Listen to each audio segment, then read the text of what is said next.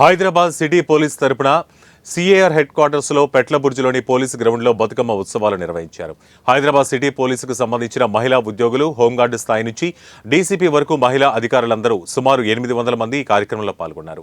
మహిళా ఉద్యోగులు కలిసి వివిధ రకాల పూలతో పేర్చిన బతుకమ్మలను ఒక్క దగ్గరికి చేర్చి బతుకమ్మ పాటలను పాడుతూ ఆడుతూ సాంప్రదాయాన్ని చాటారు. ఈ కార్యక్రమాన్ని Hyderabad city police commissioner Anand, ఆయన సతీమణి లలిత ఆనంద్ ముఖ్య అతిథులుగా హాజరై ఉద్యోగులందరికీ దసరా, నవరాత్రి శుభాకాంక్షలు తెలిపారు. ఈ